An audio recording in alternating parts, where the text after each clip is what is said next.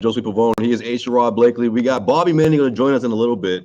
We'll see what he gets from Kristaps Porzingis and Peyton Pritchard. They're going to approach the podium soon, but we don't want to leave you guys hanging, right, Sherrod? We want to make sure we give you guys that content that you guys love so much. I mean, it's the first look at this Celtics team, so we'll give you the good, the bad, and of course the ugly. Sherrod, what do you make of this first matchup? I mean, the Celtics win. That's not always what matters in preseason, right? 114 to 106 is your final score. But what do you make of this team so far after the first glimpse of this Celtics roster? Yeah, well, let's just get out the way that it really isn't about winning and losing in the preseason. It's about Right. how are they playing. Are they able to execute in the roles in the preseason that you anticipate that they'll have in the regular season? That's, for me, that's what I look for. And this was a good performance for the Celtics. I thought Peyton Pritchard decided to bring Pro-Am Peyton to the building. Yeah, he did. Peyton got paid, and so then he showed you why he got paid. Sherrod, it's not even August. It's not August. It's not July. This is a preseason game, but I don't know, man. The way Pritchard looked, he looked different this time, man. Well, he looks like somebody who's comfortable and confident, and he's not looking over his shoulder. I think when he had a Marcus Smart and you had, some of the other guys that are no longer here with the Celtics around, Peyton knew when he got on the floor that you probably want to get the hook real quick. But Jrue Holiday is still kind of feeling his way through things, and Derek White is, he's not going to play much in the preseason because you know what he's about. So this was not for Peyton to really show what he could do. And the role that they needed him to play in this game was very similar to the role they're going to need him in the regular season. The offense wasn't looking great. They needed some kind of offensive punch, someone to kind of get, kind of spark them a little bit. And that's what he did. Right. Go back to the first half when he had that 4-point play at the very end of the quarter. Things like that, Peyton has the ability to do. For him, so much of this is about developing some form of consistency with his play so that Joe Mazzulla and that coaching staff will be confident and comfortable putting him out there with consistency. Absolutely. And he finished with a game high 26 points. Man, really just turned things around. I feel like when he first checked in, man, game high 26 points with 6 3-pointers, 6 for 11, 4 assists. I mean, I felt like he just found his footing as soon as he checked into the game. I feel like, he got that and one to end the first quarter, that 4-point play that he completed, and this crowd was behind him, man. What I always love about Pritchard the most is that it doesn't matter the situation. He's gonna go 100. You know what I mean? He just signed this new deal. He just re-signed for keeping his spot here in Boston, and it's like he's still playing for another contract. You know what I mean? Like that's what you get out of Pritchard. I love that. Well, I love the fact that now he's actually going to get a chance to play for his next contract. I mean, with the Celtics, essentially, they did him a solid because if you go by his play, he probably didn't deserve that contract. But the reason he didn't deserve it was because he didn't get an opportunity to prove he deserved it, and that's what he's getting now. And I'm happy for him because I still Peyton Pritchard, and I've said this consistently. He's an NBA player. It's just a matter now. Is he a starter for a championship? I don't think so. But he is a guy that I do believe when you're putting together your 8-9 man rotation, he's a guy that I want in there because again, he can make shots. He has a bulldog-like mentality about him. I love the fact that damn near every time he's in the game, he's defending you inline to inline. He doesn't let you be comfortable. The problem that he has is just physics. He's a 6'1" guard, if that. And often screens are being set by 6'9", 270 cats. And he can't get through them or around them as quickly as he would want to. And again, there's nothing he can do about that. The things that I want him to focus on, and I think Joe Mazzulla probably feels the same way, control the things you can control. You can control your shot making. You can control your dribble drive penetration. You can control beating guys off the dribble and finding teammates for open shots. All those things you have at the palm of your hands. It's just a matter of putting it together at a high level consistently because, Peyton Pritchard in Boston will be very different than he would be on damn near any other team. There's only 4 or 5 teams really where Peyton has to play at a high level just to get on the floor. Most of the teams in the NBA, Peyton just being an average Peyton Pritchard type of game would be good enough to play most nights. But we're talking about winning a chip, and that requires a different level of consistency in your game. And this was, again, for Peyton Pritchard, this was a great start. Obviously, at the end of the season, nobody's going to look back and, damn, Peyton dropped 26 in that first preseason game. Nobody's going to give a damn about that. But what Peyton needs to do is use this moment as a building block for the next game, and then the next one, and then another one, and then you start getting into that DJ Khaled mode, and another. That's Pritchard. That could be his. I mean, that could be his thing if he can be able to do that with some type of consistency. So I'm happy that he got it going tonight for sure. Yeah, absolutely, man. Same. I'm also happy he got this extension, man. 4 years, $30 million. I mean, that's a quality contract for someone that can come off your bench that you could rely on. And I think the Celtics are at that point with Pritchard. You know, they're like, look, this is the position that you're in right now. Everything changed a week ago for many reasons, right? Bringing in someone like Drew Holiday changes the makeup of this team, but also sending out someone like Malcolm Brogdon gave Pritchard the green light, which he already had, by the way. Like I just want to make that clear, because not only has everyone been talking great about Pritchard throughout training camp, but I'm hearing through the grapevine, Sherrod, that this has been going on for weeks before training camp, whether it was the pickup game that they were playing over at the Auerbach Center, or whether it was the actual training camp that happened throughout the past 3-4 days, where he's just not only being vocal as a leader, as a point guard, but also doing a little trash talking. That's what I'm hearing, Sherrod. That's all I've heard today since I came in here, man. You know, with the contract talk, with everyone being like, Pritchard's been that dude being like, yo, you thought you can guard me? Shooting in people's faces like he did similar at the end of this one. Oh man, like shaking his head, being like, you can't guard me, bro. Like, he's been that guy in practice. And I love that. There were rumors about that when he was at Oregon. And watching him play in college, I'm like, hell yeah, he should be like that. I mean, he was putting cats on a regular basis. He was a bone crusher, snapping ankles left and right. So again, that to me is that's just who he is. And I think now, though, he's got the freedom and confidence to speak that truth, because you ain't dealing with Marcus Smart in your ass like you used to be. You ain't dealing with a guy the way he is. Yeah. You're looking at a relatively blank slate of guys that you're going at and going against, and that breeds confidence, particularly when you know that you're a good player. I think with Peyton, the thing that is to me most intriguing about his contract is that typically guys, when they get their new deal, the new deal is typically based on the belief that we're going to reward you for what you've done, and we're going to hedge that you're going to get better in the future. And this deal, I would say this deal is more about what they think he's going to do in the future than what he's already done. And that's a little bit different. So, I mean, I give Brad Stevens props for giving Peyton a deal that really rewards his potential and not necessarily his proven body of work, because most GMs in this league aren't necessarily looking to do that. They need to see what you can do, and then they will hook you up after they've gotten their money's worth and then some under your current deal. They'll give you a little bit of something extra. So good for Peyton. I'm happy for him.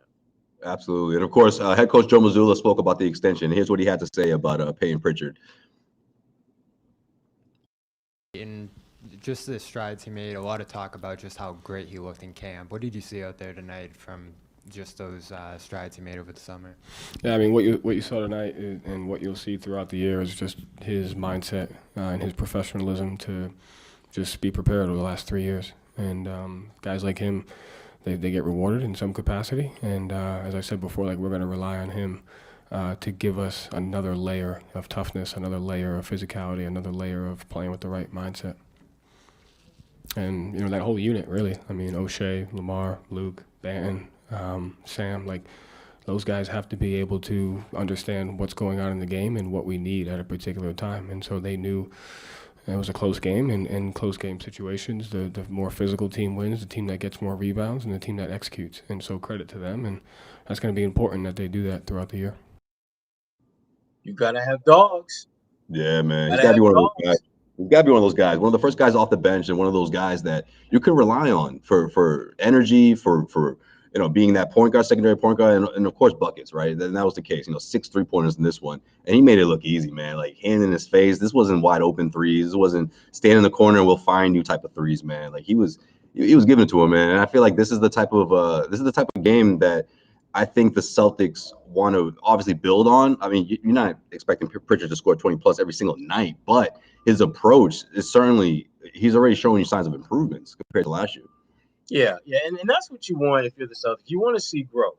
I mean, that's really what it comes down to when you talk about Pritchard. You don't want to see the same dude, that you saw in year 2, year 3. And I think this is an example of that growth. I think the confidence that he played with, the fact that he recognized the moment. And yes, it's a preseason game, and it ain't going to be a damn thing in the grand scheme of wins and losses. But it does matter in terms of wins and losses because you're helping develop and cultivate a level of confidence in a guy that you're going to need to play with a high level of confidence when the games really matter. Peyton Pritchard is going to be one of those guys that if the Celtics win the championship, and you start looking at what are the three biggest differences from the previous year to this year as we factoring into that winning a chip, he's going to be one of them because he's a guy, again, as Joe Mazzulla pointed out, toughness is in his DNA. He's one of those guys that you don't worry about toughness. And to me, the only issue I've ever had with Peyton Pritchard is opportunity. And that's something that none of us, including Peyton, can control. And so the more opportunities he gets to play, the better his chances of are being the player that we all see he can be and helping the Celtics win. But, the flip side of that was in the past, you could understand why he didn't play. I mean, you had an all defensive, player in Marcus Smart. You've had Malcolm Brogdon. You've had guys that were clearly head and shoulders better than him and warranted significant minutes. But when you look at the situation now, you've got Drew Holiday, who's, he's on the north side of 30 and is, at worst, his minutes probably aren't going to be as high as they've been in the past. You've got Derek White, who has the ability to play multiple positions on the perimeter. So you're going to need a third guard at some point to be somewhat of a stabilizing force for your offense up with that second unit, and sometimes mixed in with the first unit. And Peyton, he's that guy. When they have units that they need another guy to space the floor at the point guard position, he's the guy. I mean, he's a better shooter than Derek White, and he's as good, if not better than Drew Holiday. So to me, it makes a lot of sense that he's a guy that you can look at and play now. And the other thing, too, we talk about his defense, and no, he's not going to lock anybody up. But the thing about him is this: he's a tough kid, and he's going to fight. And he's going to absolutely get torched and filleted some games. But that doesn't mean he's going to be useless. He's a guy that's going to fight to try to be a good defender. And that's half the battle of being a good defender is just wanting to. And he definitely wants to be that because he knows that's going to keep his ass on the floor. Yeah, he's relentless, right? I mean, he's picking guys up half court, just trying to stay with their guy the whole time. He doesn't back down when he has to do that, right? It's just part of his DNA. But yeah, of course, he's undersized. It's not always easy for him. But man, you talk about what this lineup looked like last year compared to what we saw today. And again, I'm going to say this like 17 times tonight, but I know it's preseason, but that starting lineup looks a hell of a lot different with that 7-3 guy, doesn't it, Sherrod? Man, Kristaps Porzingis balling out today. What were you about to say before I keep going? You were about to say something. You got a caveat or something? You didn't like out there? Not so much a caveat because Porzingis played well. There's no doubt about that. He looked really good. And everyone is going to lock in on the scoring and how offensively they look. I was more impressed with the way he contested shots. And for those who Porzingis has been a walking easy pass for offenses for most of his career. In fact, listening to Brad Stevens talk with JJ Redick, during the game about Porzingis, and Brad, said what we all have seen that when early in his career, you went right at him because that was easy buckets. I mean, there's no doubt about that. But New York days. Yeah, he's gotten better, and I think he finally realized that he's never going to be an All-NBA defender, but he can be a good shot contester, and that's what you need from him. He's not going to get you 15, 20 rebounds, or hell, he may not.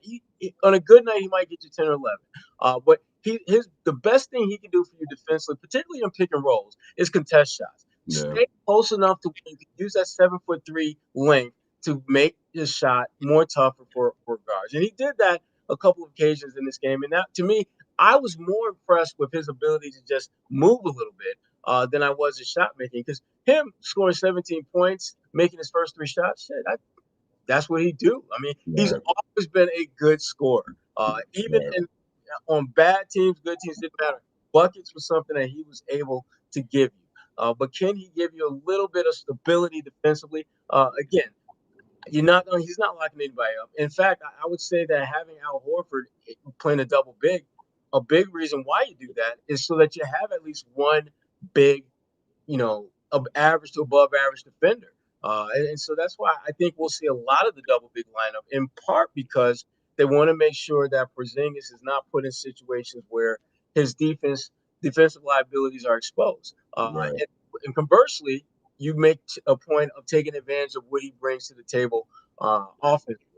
I didn't see as much of the Tatum Porzingis pick and roll that I think we'll see as the season progresses, but I believe that's something that's absolutely in the playbook for Joe Mazzulla to use, because I think it's going to be devastating. I think so. Two They'll have to guys, work that out. yeah, I mean, when you got them do certain, pick and roll, your defense is cooked, because no matter what, if you go one way or the other, you're at a mismatch. You either got a guy that's dropping 30 a night in Tatum, or a 7'3" guy who can shoot pretty much anywhere on the floor. So again, we didn't see as much of that, which is fine, because there's a lot of preseason left to be played. But the Celtics, they got some options. They definitely have some options. And I thought what they did tonight was just kind of showed you just a quick snippet, almost like the trailer of what you might. Right. Yeah, it's the trailer for the upcoming season.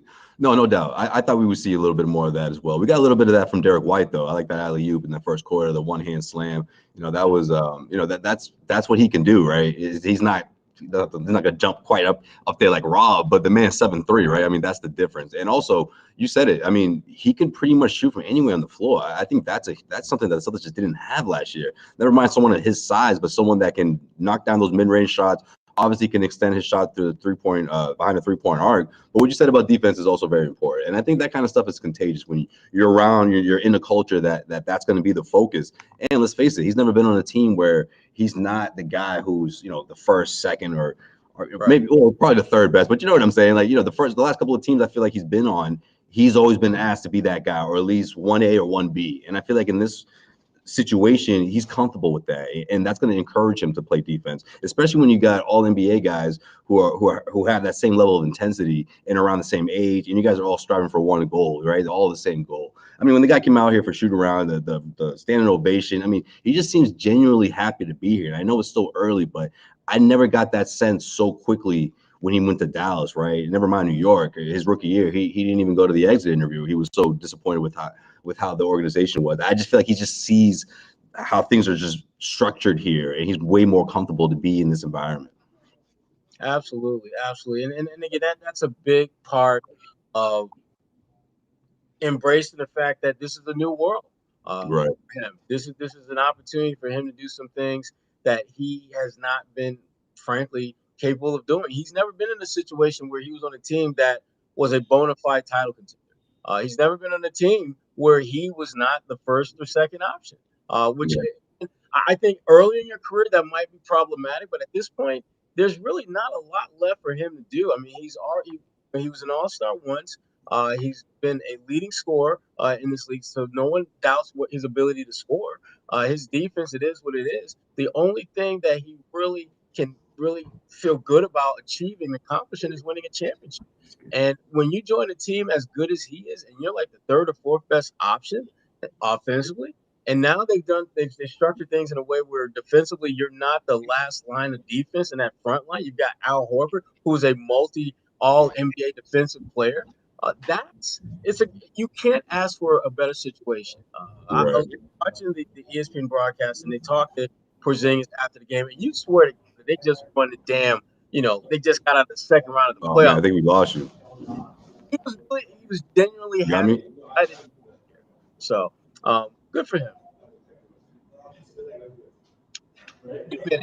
Oh, here we go. Is that a Bobby flash? Yeah, I don't know what he did, but when he was coming in, I lost your audio for like 5 seconds. Now you're back.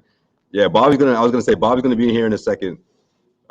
Wait, before we get to Bobby, I want to get this comment out of the way here. Yeah, this guy here talking about the Paul Pierce thing. Look, I wasn't even there. All right, I'm not gonna say who he was talking to, but Paul knows what's up. All right. Anyways, Bobby, what's going on? How was those press conferences? What did you get from Peyton Pritchard and Kristaps Porzingis? Bobby? Uh-oh. Damn, what's going on? We got a little technical difficulty here. I'm working on it, but sorry, we'll work on Bobby in a second. But go ahead, Sherrod. What were you saying? No, I was gonna say we're talking about Porzingis, and we need to be mindful. And again, some of the commenters they totally you can tell that they know the damn game. They're just like, slow down, don't get too excited. It's just a preseason game. And yeah, but if we're critical, they will be saying the exact opposite, though. That's the funny part. But this is the thing that I keep coming back to. This is our very first chance to see these guys as a collective body. Oh, yeah. We had no idea whether they would just go a traditional backcourt where you have Derek White and Drew back there, or they go double big like they did, and you'd have one either Derek White or Drew coming off the bench. And they went with the double big, and I think they're going to go with the double big for I would say more times than not, simply because it gives them the best shot of having a strong first unit and a really kind of sick second unit. When you think about having Drew coming off your bench with Peyton coming off your bench, I mean, that's you got some firepower. So I like what I've seen here, but again, I want folks to understand that the reason that we're excited is because we had no idea what the hell this team would look like the first time out as a group. And they looked pretty damn good. They didn't look like a team where you had such key pieces that were gone and replaced by a couple other pieces, and things would be disjointed. They looked a lot more cohesive than I thought they would look in the first preseason game. All right, Bobby, we got him. He's back. What's up, Bobby? He was just in the pressers with Kristaps Porzingis and Peyton Pritchard. What's going on? What you got? What's up? You hear me? Yeah, I got you. All right. Yeah. So I didn't hear from Porzingis. I was grabbing Holiday in the locker room, and did hear from Pritchard. So overall, you want to go the Pritchard direction or the Holiday direction? Pritchard first. So he obviously reacted to signing the deal today. Said it's not extra pressure on him, but he was glad to get it over with and get it done. But overall, he's being Peyton, and that's what Holiday said about him too. That's just Peyton being Peyton out there, lining guys up, attacking off the dribble, pulling up from three aggressively. I thought the aggression overall was what stood out to me most from him here. He didn't hesitate at all. He said, playing with the Olympic team over the summer was a big confidence boost for him. So nothing surprised me about his game here tonight, especially going against the guys he did, Javonte Smart and David Duke and Smith and whoever else is coming off that 76ers bench there. He really didn't face the best competition in this game. But Joe pointed out, and I think you were in there for Joe, Josue, the game management leading them to the win. It was a one-possession game there late in the fourth when he started hitting those shots in droves. And, the and one was the go-ahead shot. So you liked his passing in this one. I thought he ran some good pick and rolls. He's still not a guy who I think is going to drive this offense like a floor general. But his role on this team is going to be scoring. And for him to do that in short minutes off the bench was pretty impressive. I mean, he just caught fire there in that fourth quarter. And the caveat is the competition, of course. But you couldn't have expected much better from him on the day that he signed his extension. It was a very encouraging performance. All right, what do you got for Porzingis? Oh, sorry, go ahead, Sherrod. No, go ahead. I mean, the big thing, and we talked about this a bit earlier, Bobby, is you just want to see guys how they perform in the roles that you are going to most likely see them in when the games matter. Pritchard is going to be looked upon as a that's what he's going to be looked upon to do when the games actually matter. So for him, first time out in that role to do exactly what he's literally being paid to do right now was a very positive sign.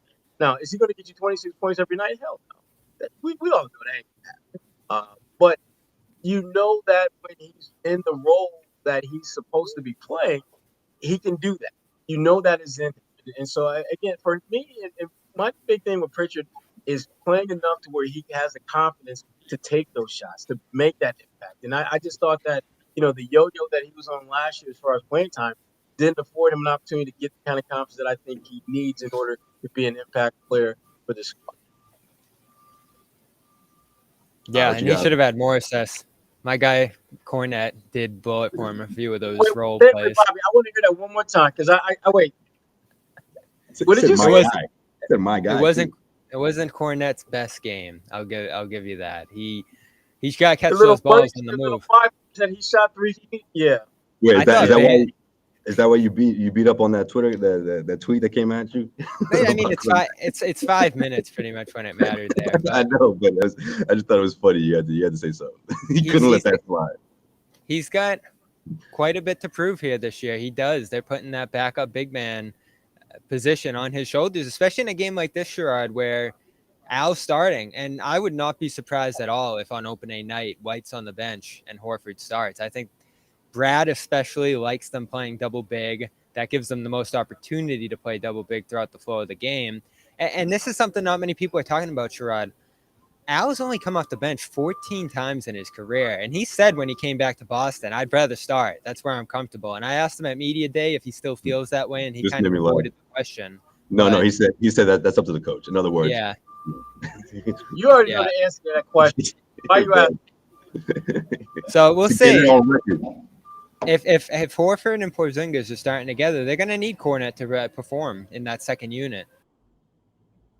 True. And again, no disrespect to Luke, but I don't feel good about him performing consistently. I just don't. In this game, there some of those concerns came to realization. I mean, just missing easy shots, showing enough physicality, little things that may not seem like that big a deal, but they concern me at that backup center position. Because if you've got Luke and, if you've got Al and Porzingis in that first group, you got to have some energy at that position. And I would not be shocked if Joe at some point turns to one of his basically power forwards and have them play center. Yeah, it's definitely. Who do you like at that spot? I think Brissett, Banton. No, not Banton. I mean, that's a tough. Gabriel. I mean, I think those are the three guys that are essentially trying out for that position. I don't know. Even maybe off the bench like a center. I don't know.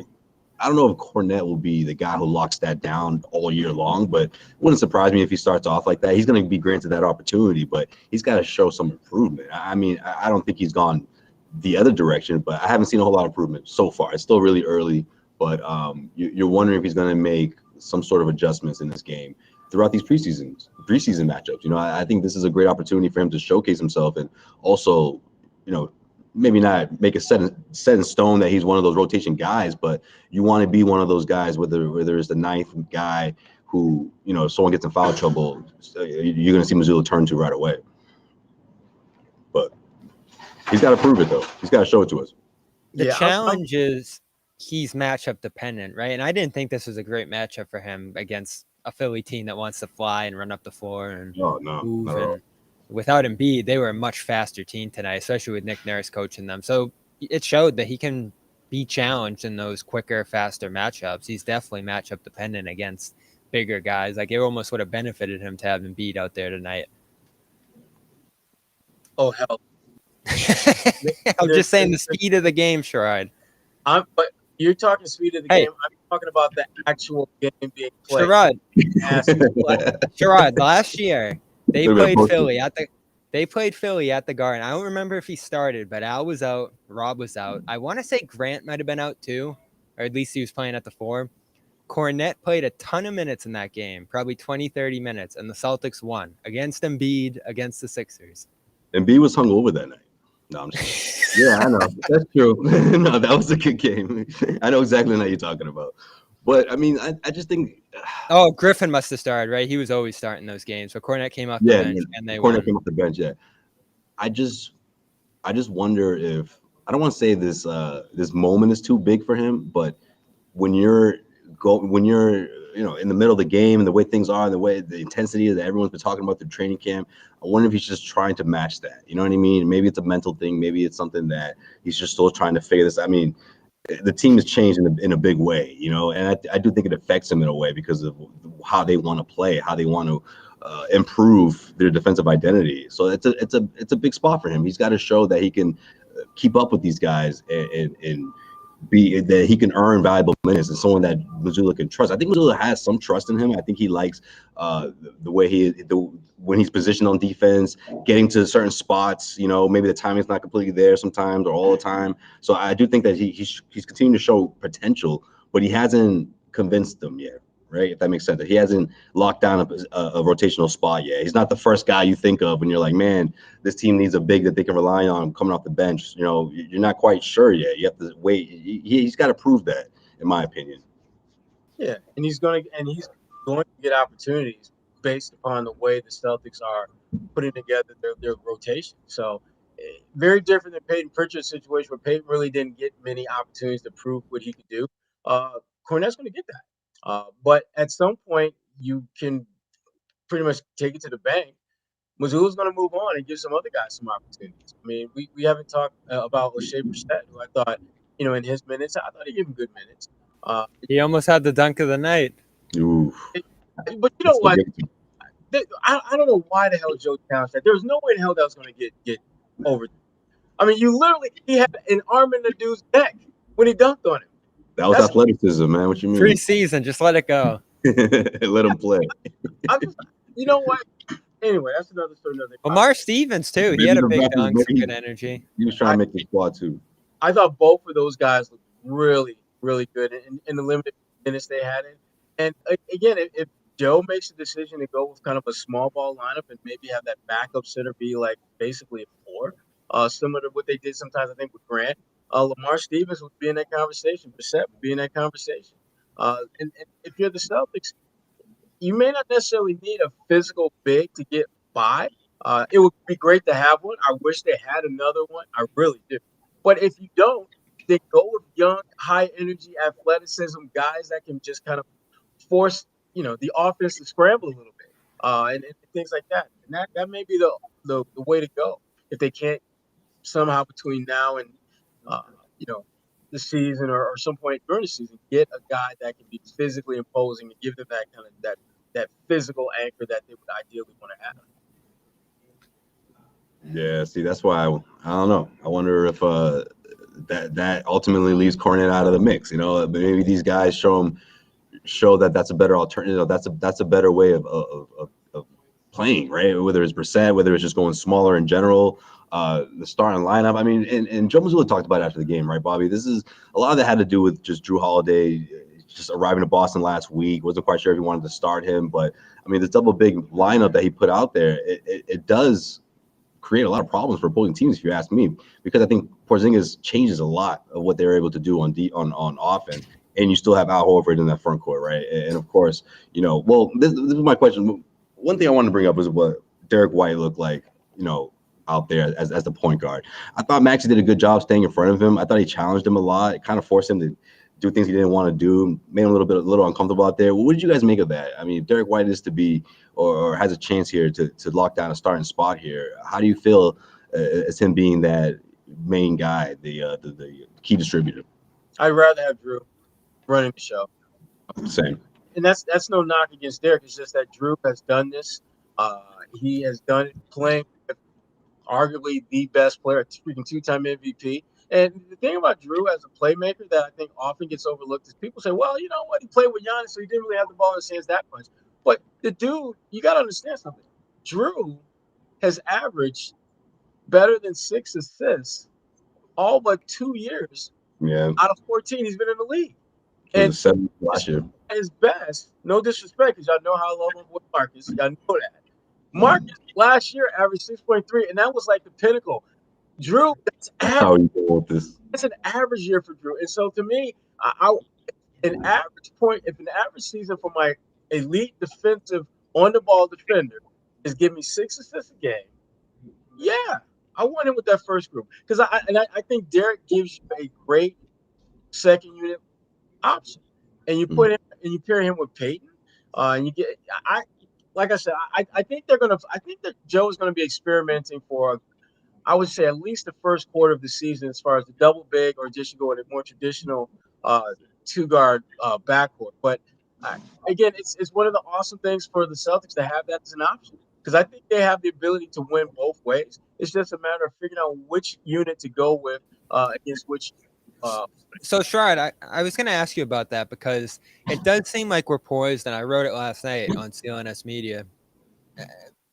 A starting lineup by committee, or at least a matchup-based starting lineup, you don't see that much, especially from really good teams. Right. And most guys do like to be in that regular routine of, all right, I'm starting tonight, and that's going to be what I do. I'm coming off the bench tonight, and that's going to be what I do on almost every night. White's definitely amicable to going back and forth, and that's obviously going to be the guy, along with Horford, that the decision rests on here. I mean, Holiday's not coming off the bench. They didn't go get him to play the bench. I just don't know how I feel about it. I get why they want to do it. I think it's what they're going to do here. Bigger teams, you go with Al. Smaller, faster games. In fact, this one probably would have been a good one to have Holiday, White starting, and Horford off the bench. But, you've covered a lot of teams, Sherrod. You just don't see it much. At least I haven't looked at, like, all the teams over the years and how they've done this, but you usually don't see teams do that starting lineup by committee. Well, usually teams, that's because there's no competition. Yeah. There really isn't it's not about the matchup because this player is clearly better than that player. But with the Celtics, I think you have a situation where you have to not only think about what your strengths are, but also your weaknesses and how do you mask those. That's why the whole double big lineup, it makes sense on some levels because if you go with a traditional lineup and you've got Al coming off the bench, Porzingis at the 5 is kind of scary because I just don't think he can be most impactful there. So if you've got him and Al together, you can put him at the 4, have Al at the 5. Al gives you better defense, better rebounding, and frankly, another playmaker. And for Porzingis, that suits his game perfectly. Another guy who can get me plays, can get me the ball, that I don't have to worry about guarding the most physical big man on the floor. And so I think that if Joe had to lean one way or the other, I think you'll probably see him leaning towards the double big lineup. But knowing that if he had to go small, he could slip Al out and slip Derek in there with Drew in the backcourt and then go that route. But the thing that we also have to be mindful of in all of this is that this lineup that starts doesn't necessarily be the lineup that'll finish the game. Yeah. It becomes a matter of which group is Joe going to be comfortable with playing the most during the 4 quarters of play. And my gut tells me that Joe is going to play smaller ball more than he's going to go with the double big. I think the double big is going to be beneficial to set the tone, but I don't think that we'll stay with that tune for the entire game. I don't think we'll see a lot of Al and Porzingis playing together. I think we'll see them Oh, start. to close games. Yeah, definitely not. Close. Yeah. I mean, that's the thing in all this. And I don't think Mazzulla's going to go out and say that because he's not going to say that about any particular lineup because he has to wait and see. I mean, I'm sure he has guesses and he has a certain idea, but he has to wait and see how certain lineups fare in particular situations, especially in the fourth quarter. This is an ongoing thing for over 2 years, guys. Let's not forget that, right? This team, it wasn't just last year that they were blowing leads and having a hard time closing out fourth quarters all year long, even in the playoffs, especially in that Eastern Conference Final Series where they could have easily lost in Game 6 because of the way they nearly blew those last couple of minutes. I mean, this is something they have to iron out quickly, and you have an improved roster to do so. So there's no excuses, and especially when you consider the new coaches, the new coaching staff under Joe Mazzulla not being thrown into the situation, 24 hours before media day like he was last year. All that is in the rear view, and I think that's something that is going to be a big focus the first 2-3 weeks of the season. How this team, obviously the lineup is always a talking point throughout the first couple of weeks of the season, but especially which lineup closes and how they fare in particular situations. Are they going to blow a double-digit lead in those last 5 minutes, or can they hold on, or who's going to get the ball and if the game is tied, and for the game winner. I mean, a lot of that we can all guess, but I just think that the identity of this team, we're going to find out more and more about them, the first few weeks, of course. Yeah, and it's a challenge, Josue, because we're going to talk about it every night on here. Did they do the right closing lineup? Did they start the right guys tonight? That's a tough spot to be in if you're Mazzulla. You normally, if you're the coach, like to have a team that you say, all right, these are our guys. It's a given who's starting. It's a given who's coming off the bench, because then you don't have to make those tough decisions every night. And those can swing games. And so it's going to put a lot on Mazzulla, coming out of wins, coming out of losses, based on what he does with those lineups. Now it's mostly set, right? You're going to have Brown, Tatum out there for most of the game. Porzingis should close every night. I was curious how he'd look playing up defensively, and I thought he actually did a great job tonight, switching out, showing on those pick and rolls. He was just awesome. I think Reed started 1 for 8 against him inside. So defensively, he hit all the marks. He should probably close pretty much every game, I'd imagine. And then, of course, Holiday. So it's just one spot we're talking about, but it is a tough decision. And even on the bench, there's just so many guys here for him to choose from. I see people in the chat are wondering why certain guys didn't play. It's probably because they're playing tomorrow, and some of those guys are going to get extended run tomorrow, and some guys are probably going to sit tomorrow. It's a weird preseason schedule here with the three games in 4 nights. But Josue, which way would you go? Most nights, double big, or do you want White out there given the year he had? To start or to close? To start. To start, no, I say you put White off the bench. I think you start Drew. No, Drew's definitely starting. It's Horford or White. Wait, you're right. No, I mean, yeah, I say you start the double big, but then you don't close that way. I like the problems that they can both create, being in the front court together. That double block was awesome. Horford and Porzingis, man. I feel like, especially, right out the gate, Horford getting those fresh legs, obviously, and him just sort of also anchoring that second unit. I like the idea of that, with guys in and out from the starting lineup. And you look at someone like Pritchard and how that second unit is going to come together. But if you have someone like Al who's in and out of it consistently, I think that helps them go a long way, especially when they're trying to find their defense, especially when they have to stop the bleeding, that second unit. By the way, O'Shea Brissett, Celtics high, plus 14 in this one. He really was great energy tonight. Loved what I saw from him. I know Sherrod did as well. That's who he is. Getting up there on the boards, couple putbacks, flying around. Shot, we'll see, but 3 of 6. That's good stuff. It was overall a pretty good showing by them. Why do you tie in Sherrod like that? Just because y'all went to the same school. Guys, I was listening on the broadcast too. Drew Carter, who's taking over the broadcast, came in right as he got the and one in transition from Pritchard. He was like, where that guy went, right?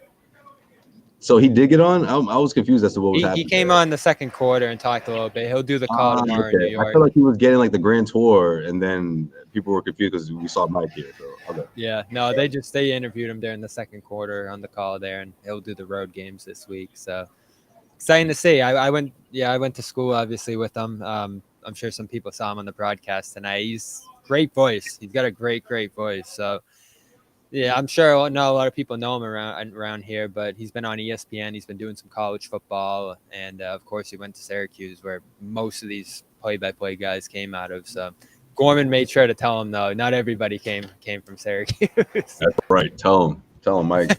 I actually saw Mike on the way in today. It was pretty cool. Mike and Scal back at it. One more year. You got to really. That's why it's pretty cool to catch him walking in on the first game of the last season, so to speak. Right, savor this year. This is it for Gorman, and it's only home games, so it's gonna be interesting. He's been here since what, 80, early 80s, something like that. Yeah, something like that. If Nick was here, he'd know. Well, he was national first, I believe, right? Or was it the other way around? Yeah, no, he did CBS, the college games. Right. I remember Tom. Oh, I don't remember, but I heard Tommy and Mike used to do the national game. So I can't imagine that Boston bias. Imagine like having to tune into that for people who aren't from around here listening or watching on ABC. Like, man, these guys are so biased. But anyways, my last season for Mike Gorman. But of course, this is a huge 1981 for the Celtics team. 1981. There you go. Max MVP. Cedric Maxwell MVP year. Wow. So did you guys talk Holiday? Yeah, we spoke a lot, man. You missed it. No, we did. Yeah, we did Holiday. You got something you want to say about him? I thought it was weird not starting him. I guess you saw why. Yeah. He looked a little out of sorts out there, still trying to figure out where he is, missing shots. A lot of guys were shaking off the rust in this one, clearly. But he ended up playing a lot with that second unit and didn't get a ton of reps with the starters. So I just thought the way they used him was kind of strange in this one. I don't know why they brought him off the bench, given that he needs reps with those starting guys. And defensively, obviously, it was himself forcing turnovers. He had that nice transition feed to Brown out there. But Porzingis jumped in and made an instant impact. It was more of a strange game from Holiday, who had ups and downs shooting and wasn't as involved in the offense as you probably would have liked to have seen. Yeah, I saw a little bit of that. Sherrod, what did you think? Oh, I mean, Porzingis could have done more. I think if they would have, I think, put in position to do more. But I'm actually curious to hear what Porzingis thought about his first time. I think we've got that sound loaded up. Let's see. it seemed like they were really looking for you. Do you think that was just something that just kind of came with the flow of the game, or did Jason and Jalen talk and say, hey, look, we're going to try and get you going?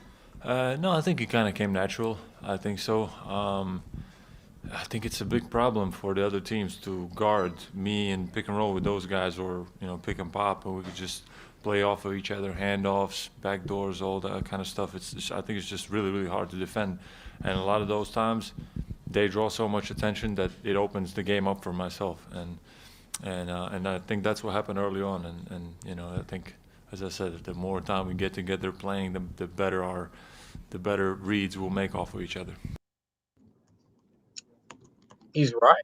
I mean, the idea of him in pick and roll should be actually scaring the crap out of teams. When you think about him being in pick and rolls with Tatum, with Pritchard, with guys that can knock down shots, it's like it really does become a game of pick your poison.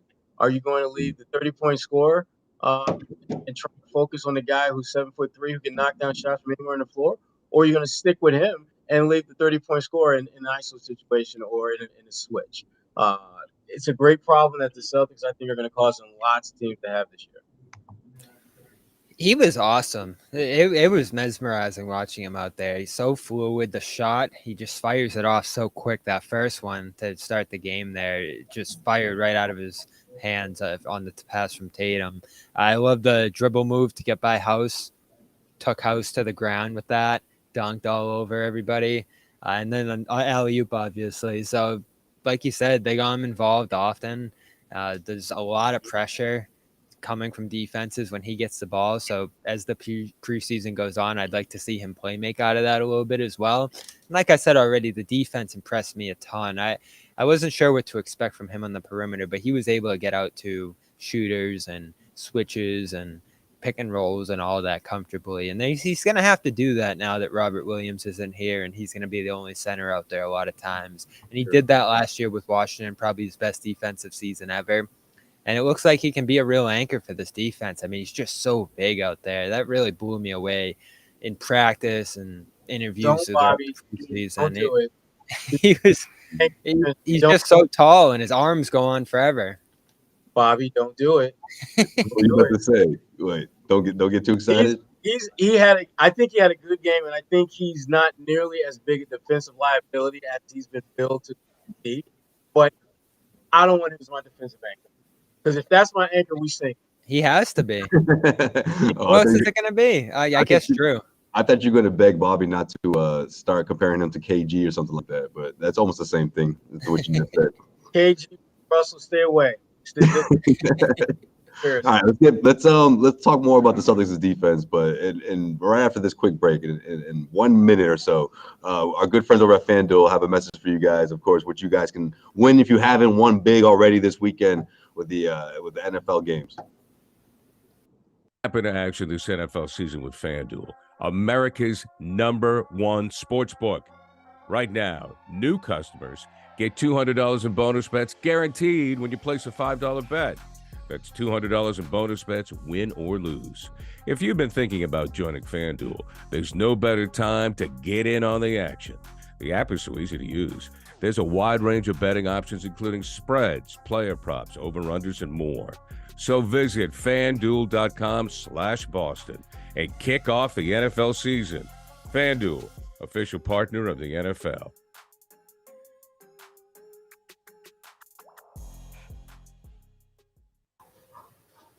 All right. Shout out to FanDuel, FanDuel.com/Boston. We also want to tell you about our other good friends over at AG1. You know, we've been drinking AG1 for pushing 2 years now, and we can't get off of it. Keep ordering more.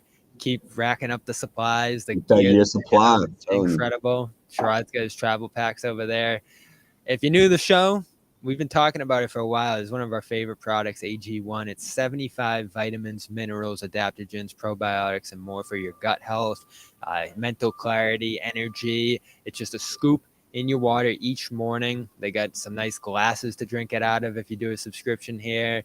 The crew neck's awesome. All their gear is green too for you Celtics fans. So go over there and you're going to get a year's supply of vitamin D and 5 free travel packs with your first purchase at drinkag1.com/garden. That's drinkag1.com Garden. Go check it out. The reviews are great too. A lot of athletes use this. So go see who's using it. Go see what the people are saying about it. You don't have to take our word for it.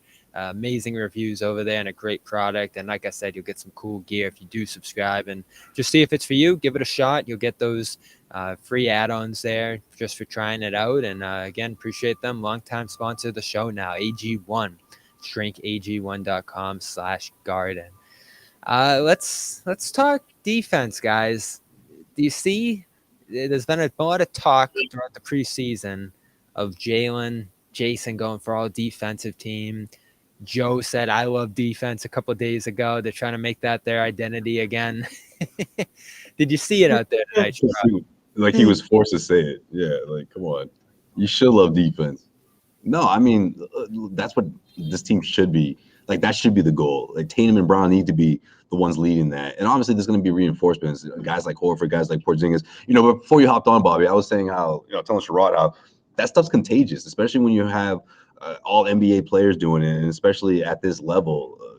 Porzingis watched these guys play in the NBA Finals 2 years ago, fall short last year. I just think all that stuff is relative when you think about where he's at in his career and just trying to show that he can perform at a high level, especially on this stage, right? He's never been on a team like this before. So I think it does start with those guys for sure. And little by little, you'll see more of that throughout these preseason games, but they got to be the ones that are most vocal on that end of the floor, holding guys accountable. Otherwise, you don't become the top defense in the NBA. I do think that this team can be that, or at least one of the top teams, top defensive teams in the league. Yeah, I mean, it's great to hear. Sounds good, feels good, rolling off the tongue, but you got to do it. And I thought it was really telling early in the preseason or before the season started, media day, where Joe Mazzulla talked about how he didn't probably emphasize defense as much as he probably should have because he just assumed that they were built to do that, and so. Mm-hmm. He has to. I think there's a conscious effort on his to coach defense a little bit more so than he did last year. Yeah. And I can't blame him for thinking that they just automatically know that because you had all NBA type defenders. You had a team that was built on the foundation of being a strong defensive team. So the idea of reinforcing that, you may not necessarily think you need to do that, but Joe found out the hard way. Yep, I coach defense too. Because every year, it's a different team with a different agenda and different skill sets. And this group, I would say, in many respects, is built to be an elite defensive team, even more so than some of the others. When you look at just what they're able to do at the point of attack, which is the ball handler, they've got two of the better on-ball defenders in the NBA. And I think once Drew and Derek get into a flow, get into a rhythm, they're going to force teams to not be able to get into their offensive sets as quickly as they'd like. And I think you're going to see a lot of possessions where the ball movement by opponents isn't going to be flowing the way they want to until there's like single digits left of the shot clock. And for a defense, that's great. That means that you're really taking them out of what they want to do from a comfort standpoint. So I think Joe understands the role that he has to play in these guys becoming a better defensive team, or at least a more consistently elite defensive, because their numbers at the end of the year, but as a whole, look great. But we all know that there are a number of pockets where they just weren't very good, and other pockets of time when they were off the charts good. Finding a better balance between being elite defensively consistently and not just peaks and valleys. That's really what's going to, I think, have a big say in how far this team goes this year. Right, and not blowing fourth quarter leads. That's a big no. And that was a good line by him. I wasn't good on offense, so I had to bring it every night. I just assume that's what guys do, and the effort's part of it. John says it all the time too when we have our offense-defense debate. You just try hard defensively, you'll be good. But there was a coaching aspect to it the year before. They had a scheme with Rob that worked really good. You heard Ime drilling in film sessions, the switching and the system that they were running there. And then Joe came in and tinkered with some things. They dropped more. They played more of an analytical style of defense, which I think you can still be good with, but you have to drill it. You have to be on top of it, and you have to be correcting stuff when guys blow assignments or just aren't sharp on their switches or whatever it might be out there. I just don't think it was enough of an emphasis last year, and it wasn't just about try hard, give it your all out there, bring it tonight. there was some schematic stuff last year that I thought really lapsed, as well as lineups. And like Josue said, and I think you feel this way too, Sherrod, having the bigger lineup out there for more of the game is going to allow them to be more disruptive, not to mention having a shot blocker. One of the biggest things I felt like this team came into the summer saying was we didn't force enough turnovers last year. We got to get back. I think they were top 13 in forced turnovers, number 1 in isolation defense that year under Ime. Those two numbers last year, when you look at the defense, were the biggest reasons that they dropped off and just didn't look the same. I know they were number 2. I know that they had some great stretches last year, but they were inconsistent. Yeah, well, you've got a head coach who's not going to be on top of guys, but on that end of the floor. You know what I mean? Like, if you don't have someone that's going to be reinforcing that identity, then that's what's going to happen. I felt like a lot of the times, especially when the Celtics were struggling, his idea was to sort of fix things up on the offensive end of the floor, whereas on the defensive side, I just didn't – I felt like he never really held guys accountable. You know, we made a lot about how many, the volume of three-pointers throughout the course of the season. And, that was he made a joke about that during training camp. You know what I mean? Like, that was always Remember, he was like, our offense will set up our defense. Yeah, exactly. Like, that it all was the time. that I felt like he carried in throughout the entire season, and then the same thing happened with the players. They all were thinking the same way, like, we can shoot ourselves out of this deficit. We just didn't have it tonight. The shots didn't fall. Instead of trying to pick things up on the defensive end and not close, not say, oh, we'll just get them next time, and when we find our shot, that was such a cop out. I felt like we heard it a lot throughout the course of the season. Yeah, Well, I see. thought they were solid defensively tonight. It was a good start on that, and especially Porzingis at the point of attack. And Sherrod, I want to go back to your comment that he can't be your anchor. So who's it going to be? It's got to be Tatum, man, or Brown. One of those guys. Both of them. Yeah, I mean, the two guys who have talked about being all NBA defense. Yeah. They have clearly made that their goal, and they've verbalized that. When has Porzingis said he wanted to be an anchor defensively? When has he ever said he wanted to be I was just about to say, Porzingis ain't saying that shit. I don't need to hear him say it. I just need to see him do it. Yeah, but we're still waiting on that one.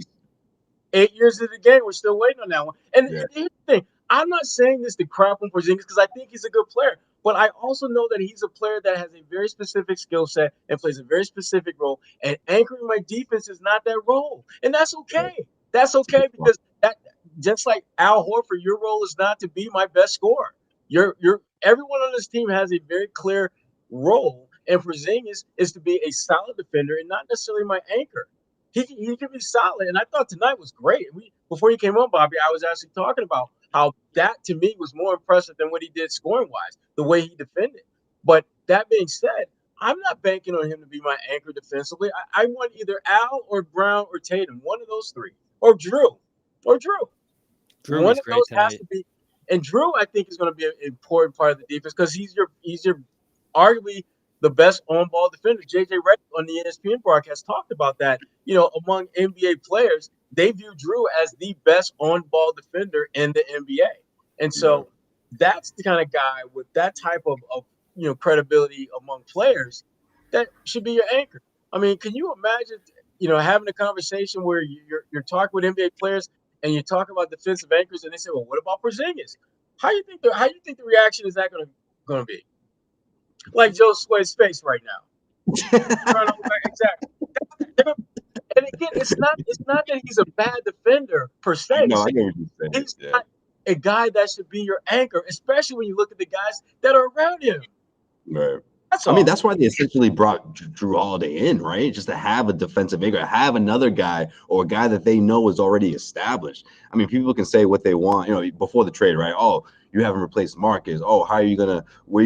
Well, here it is. Here it is. Here's Drew Holiday, and I don't think anyone can dispute that. Whether people want to say it's an upgrade or not, I mean, regardless where you stand in that conversation, if you ask me, it is an upgrade, honestly. But if you don't agree with that, you can't say that it's not that far off between the two. So I think that's a big part of why this team is favored to win the East, especially when you compare them neck and neck to a team like the Milwaukee Bucks. Yeah. One of the someone in the chat mentioned, and this is a really good point. They brought up how Drew got coached by Jimmy Butler in the playoffs, and he did. Drew got absolutely filleted But that's not the goalpost anymore, man. I don't know if you ask me, but what are you going to say? The point is that's the type of player that you, in theory, will be coming across in the playoffs. And I get that point. But here's my thing. Jimmy Butler filleted a lot of good defenders. And Jimmy Butler does that. But do you seriously think that's going to I don't believe that will be if the Celtics demise that Jimmy Butler outperforms Drew Holiday. No. And to be candid with you, Drew, when you look at Drew's body of work as a defender, that was maybe one of maybe 2 or 3 playoff series in his entire career where he wasn't playing at a high elite level. And last night, and people say, well, maybe he's on the downfall. I'm not buying that because they just came out with the NBA's all-defensive first team last year, and guess who was on first team? Drew Holiday. So the idea that you could go from being an all-NBA first-team defensive player to being crap, just like that, I'm not buying. He may not be at the level he was 3, 4, 5 years ago, but Drew Holiday is better than a significant number of point guards from a defensive standpoint in the NBA now.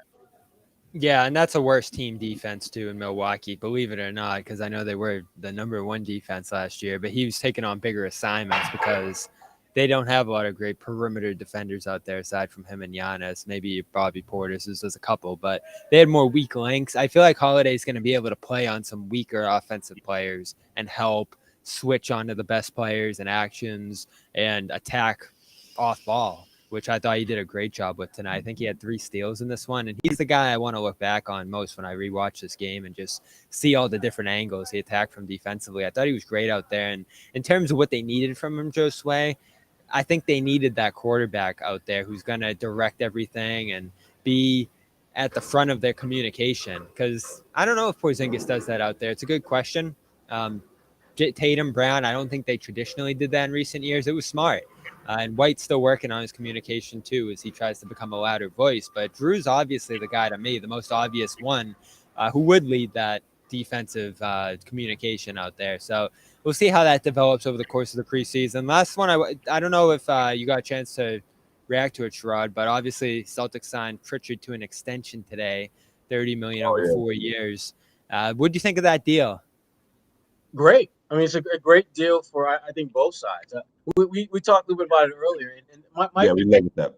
Yeah, my thing with that deal is the Celtics are rewarding him for what they think he's going to do and not necessarily for what he's done already. And that's a little bit unusual because most teams try to find that happy medium between showing, some type of monetary nod to what you've done, but showing that, we think you're going to get better and we're going to pay a little bit more for that. Pritchard has not done much as a Celtic up to this point, to be very frank and candid. And again, I blame a lot of that on the fact that he just hasn't had opportunities to make a difference. He's going to get that now. And the Celtics are willing to bank on him basically outperforming his contract. And really, he doesn't have to do a lot to outperform his contract. He just needs to basically play the role that he's being given and be consistent with it. Payton doesn't have to go out there and average 15 points a game, but if he can get you 6 or 7 points in like 14, 15 minutes a game, that's going to win you. That's going to win you some games on some nights where Tatum might be 6 for 19, and some days where Jaylen Brown will have 7 and 8 turnovers, 6 of which come with the left hand.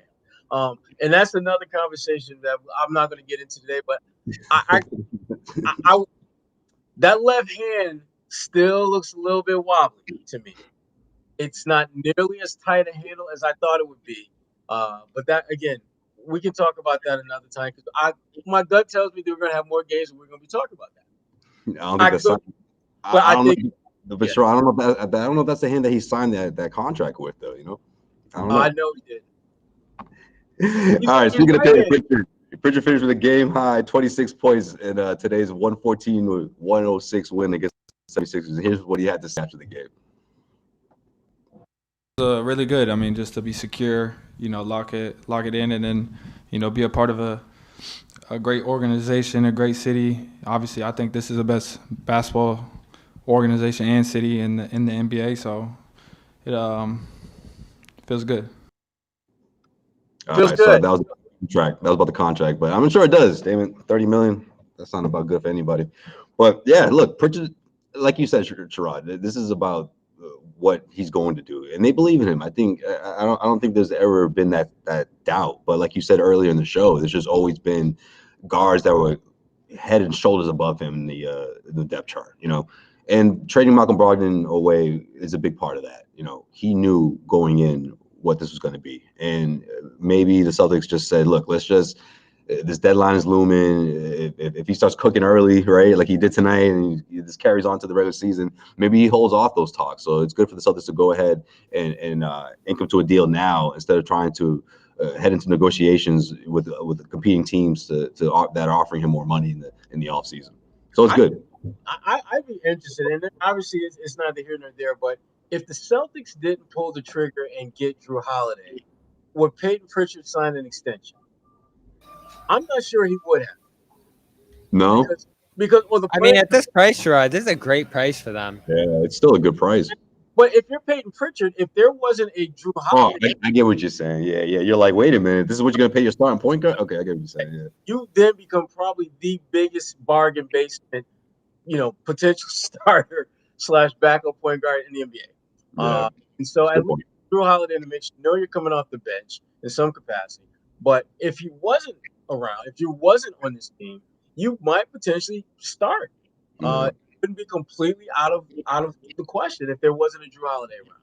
So the Celtics, I think they did right by everyone involved. I think they did right by Peyton, giving him a contract that, again, is going to reward him as he grows into being more of a rotational player.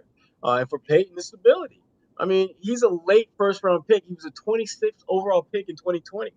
To ink a deal that's paying you, $7.5 million a year, that's going to be a total 30. You're going to come out of this with $30 million, and you may not start more than 25% of the games, and you've got $30 million bank. So again, it works for everyone. The Celtics, it certainly is a deal that is a team-friendly deal, and for Peyton, it gives you some stability that you didn't have. Definitely. Absolutely. Well, we'll see how the Celtics do. Game 2 happens in less than 24 hours. Celtics head out to New York to the Knicks. I'll be there. Bobby's heading to New York as well. Sherrod, you coming? You hopping on the show tomorrow? No, you got an off day. You don't do second nights of back. I might, but I may not. Definitely not coming to New York. I got to pay to play. Damn. Oh no worries, man. As long as you hop on the show, that's all I'm asking. All right, cool. We don't need to see you in New York. That's cool. As long as you hop on the show, we need those takes. All right, that's what we need. All right, he's Sherrod Blakely. I am Josue Pavon. Bobby Manning. We want to head out to the not out to the court, right? We're gonna go do our We'll go upstairs. Segments. We'll do our segments upstairs. We'll finish recapping this one. Celtics beat the Philadelphia 76ers. First preseason game, 114-106 is your final score. Stay tuned for our reports from Bobby and I. Plenty of content coming from New York. Very excited about that. And everything in between, right? CLNS Media. I'm Josue Pavon. That's going to do it for this episode of the Celtics post-game show. Celtics beat the Sixers 114-106. 1-0 to start the preseason. And game 2 is tomorrow. Everyone in the comment section, man, I know we didn't get a lot to your comments here, but we got – all right, here we go. We got one. Guard report another year. Okay, yeah, sorry about that. I know you guys are giving us a lot of flack here, but we just got into the conversation, I guess, right, guys? I don't know. I mean, blame you, Josue. That's all. I'm just blaming you. All right, just blame me. It's on me. But I had to respond to that one guy, all right, who mentioned Paul Pierce calling out one of those reports. No, that wasn't me, damn it. All right, that was not me. Right, Bobby? That wasn't me. That wasn't you. You weren't there. Thank you. I thought you were going to be like, nah, that was you. Nah, see, I wasn't even there. That wasn't you, Josue? No, it wasn't me. Oh, okay. The bass is similar, but come on, y'all know Josue's voice. Come on, stop playing. All right, I'm out of here. We'll see you guys tomorrow night. That's going to do it. Thank you for tuning in. We'll see you guys